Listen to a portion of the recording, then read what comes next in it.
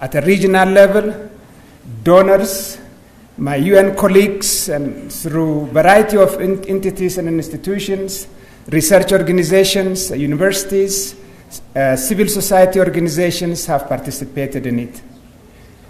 In terms of scholar participation, more than 120 scholars did participate in this process. So what I'm talking today is a product of that process. And I'm gonna present in a more specific way why food system as an organizing framework is an important element. Food system is an organizing framework. Madam President has talked about the real important issue of generational ending of hunger, poverty, and malnutrition. My FAO colleague have said the same. My minister have introduced you to this.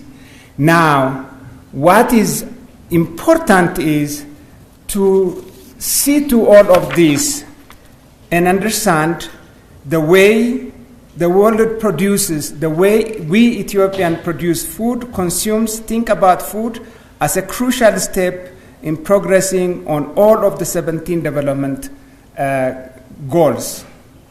And also it helps to address issues concerning food system, including the governance, economic and food production, the sustainability level of food loss and wastage, and related activities.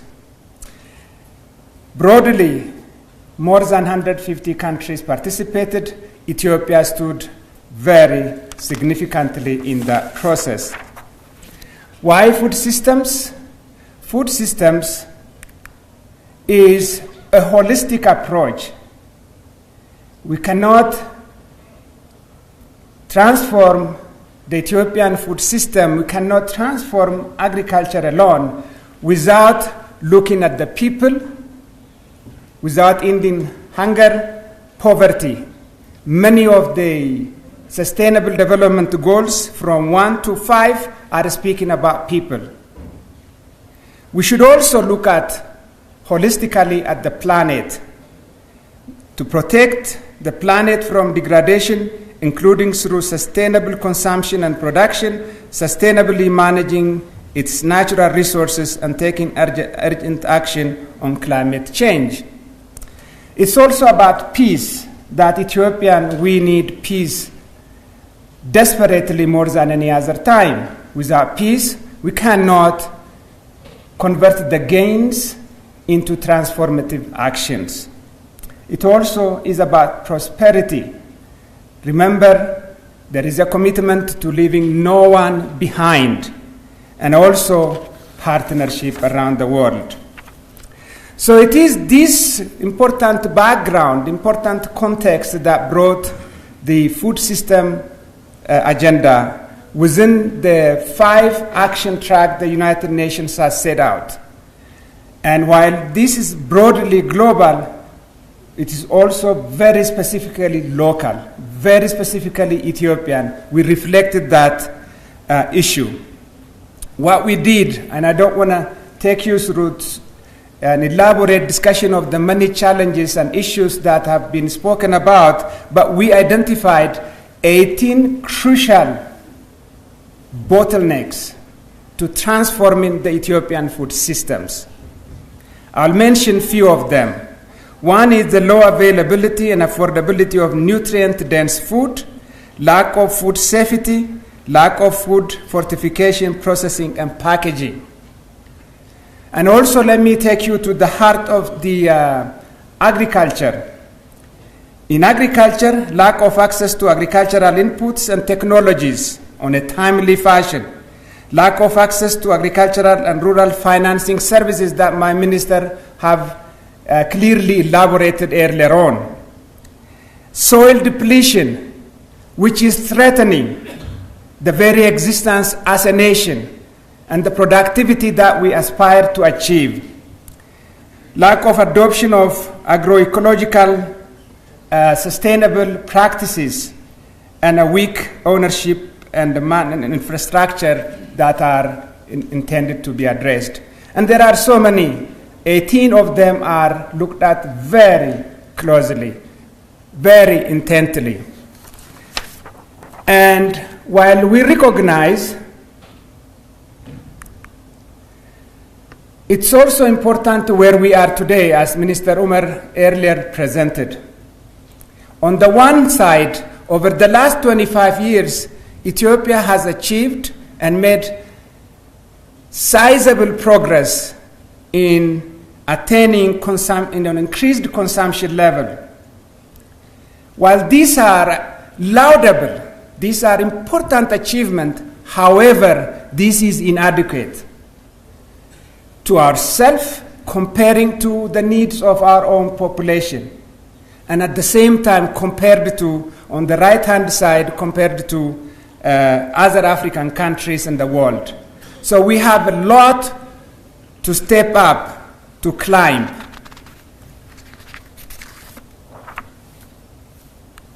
It is also important to keep in mind that a significant proportion of our population are dependent on continual social programming. The Productive Safety Net program currently feeds around 8 million people.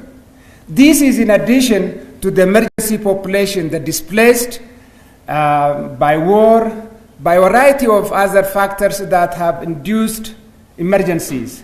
So the sum total is bigger than the social program that we are providing. And also, malnutrition that our president earlier spoke to, the generational challenge it represents, the stunting, the undernutrition, and these are issues that motivates us. Not we continue to speak about them, but these are what motivates us to make a difference in the way we do business. Because undernutrition, stunting, is lifetime disability in manner of speaking, intellectually, health-wise, labor productivity is a lifetime impact. It costs the nation financially, productivity-wise, in a larger element of it. And also, poverty is a major challenge that we all have spoken about and do recognize. So, where do we feed the food system? Where do we begin? Food system doesn't begin from zero ground. It begins and builds on what we have already achieved thus far. On the one side, there are nutrition programs, nutrition strategies, a number of programs that have been designed over the years. For example, Sakota Declaration is one of the game-changing solutions that we have taken on board, not because it is Sakota Declaration, but it is commitment to mobilizing government commitment, society's commitment, but now with the food system, it further accelerates all other elements and intends to transform it. As importantly, the food system builds on what we already have as a nation, a plan that we have in place, the 10 years development plan, the sectoral plans, and the many programs that my minister has presented earlier on. So food system, in the Ethiopian food system, transformation is a high-stake agenda when you summarize it. It allows us to look at the international agenda, the national agenda, and the priorities that we need to accord to. What we have learned, what we have depended over the years on international trade has come under a very significant challenge. The war in Ukraine and Russia has brought the international system of trade into question. So nations have to start working to make their food system viable, sustainable, and be able to provide all of that. So also transforming the food system requires exceptionally high-level issues and critical enablers that we cannot afford to postpone or afford to ignore it. And also, for us as an Ethiopian, and with the number of people in poverty, undernutrition, and the resulting consequences of that, we need to fulfill the constitutional responsibilities and duties. Now, we've identified 22 game-changing solutions. Each one of them are intended to address areas where we are lagging behind, areas that we are derailed or pulled back. And the game-changing solutions are intended to accelerate, to create synergy, to build on what we have already built up to this point in time that Minister Umar has presented earlier on. So, while globally there are 5 action track areas, we found them in Ethiopian context 6. We clustered them into 6 major clusters. In cluster 1, we have what we call nutrient-dense production, food safety, food fortification, rural electrification, and appropriate climate-smart technologies.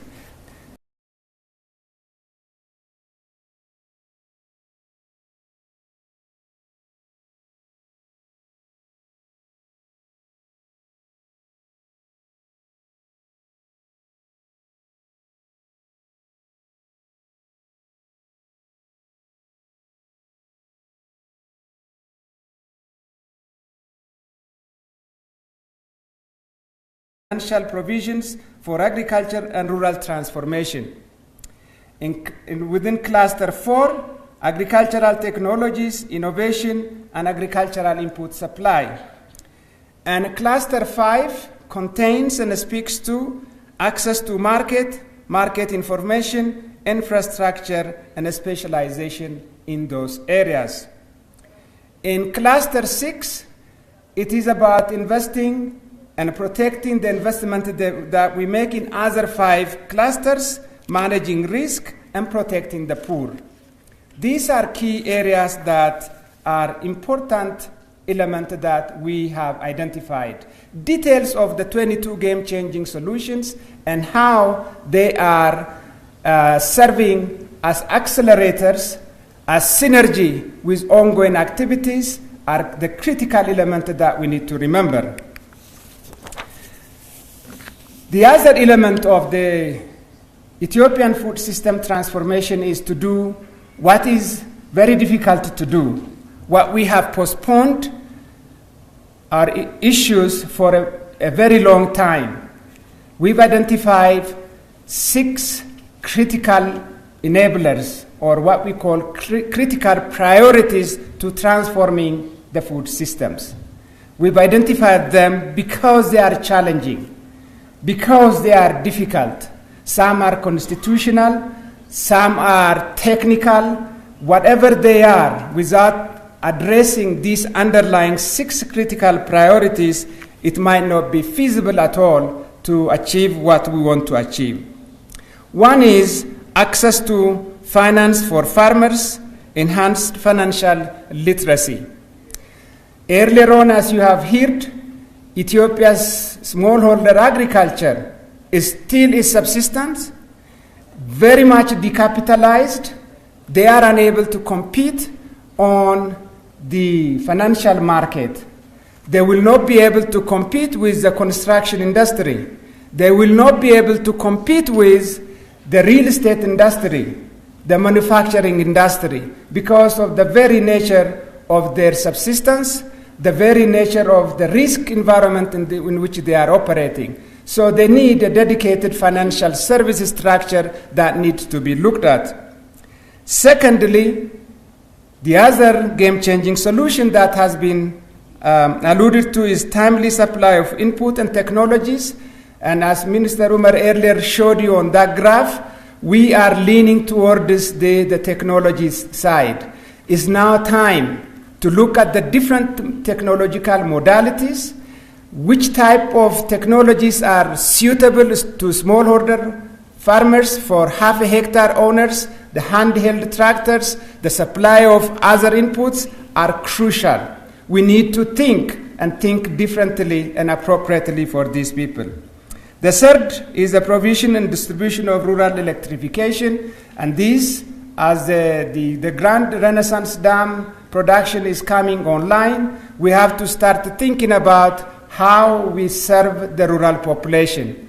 When the economy grows, large number of population start to move out of the rural area from agriculture. But it doesn't mean that we don't keep them in rural towns and township, and we need to provide that service.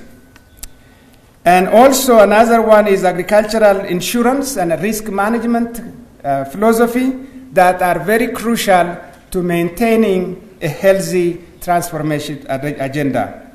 The fifth is the land reform and land administration that has been bedeviled so much of the smallholder agriculture, and Ethiopian government has started to speak about it, and there are elements that are constitutional, there are elements that are technical. It is possible to find an appropriate, relevant solution in the land reform area.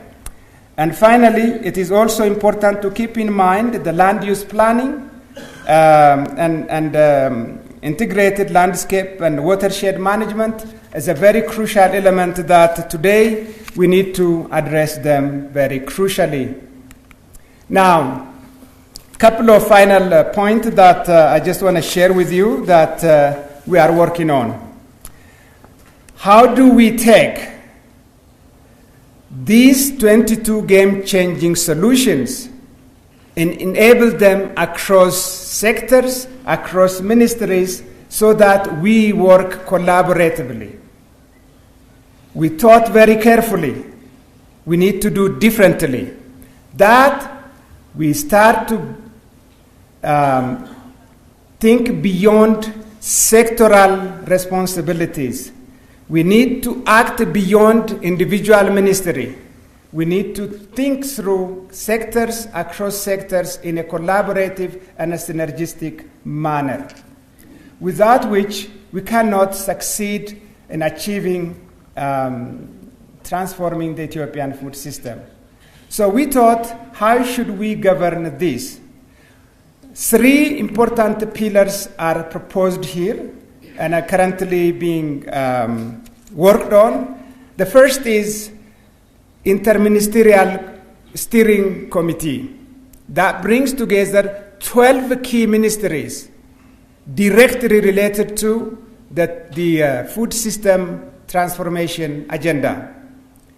Under that, we have a secretariat, we have a multi-sectoral technical core team, we have for each one of the 6 clusters a cluster working team. The multi-sectoral cluster working team helps to think beyond the silos, to bring together and link all of these.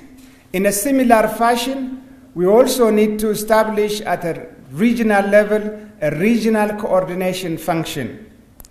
With our partners, we need to get together and work out the details of how well our development partners, the civil societies, researchers, and everybody gets together and start thinking strategically, both in terms of the resources required, the intellectual resources required, the programming skills that are necessary, and also coordinate ongoing activities. So a number of actors are envisaged in here. Food system transformation cannot happen without involving the whole of society. What we hope to achieve is to socialize all of this, and what I'm speaking today in English will be translated into series of national languages, into Amharic, into Somali, into Afar, Tigrinya, Orominya, and many other languages, so that people become part of the transformative agenda. Finally, what we are hoping to achieve over the coming few weeks and moment ahead of us is to finalize this governance structure and get the blessing of the government to establish the interministerial committee, to establish the regional committee, and also bring the Ethiopian government and donors and our partners to start working in a very collaborative manner. And also we start to think about the agenda that we have put together and how the synergy, the coherence of existing programs and the 22 game-changing solutions that are designed are worked together to start transforming the food system. And finally, and also in a very strong partnership with variety of institutions, our UN systems, donor communities, researchers, and that my good friend Dr. Mandafro is going to talk about, to bring intellectuals, scholars from all walks of life to help moving the Ethiopian food system to fruition. And I thank you very much.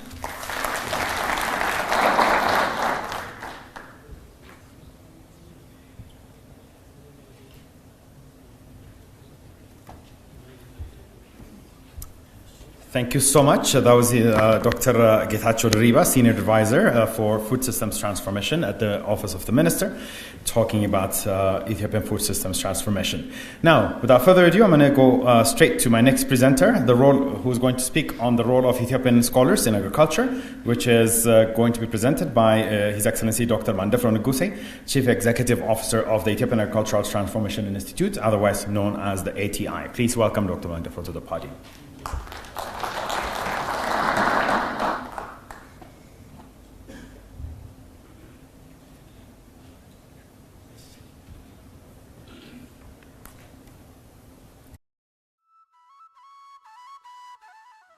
Colleagues and friends,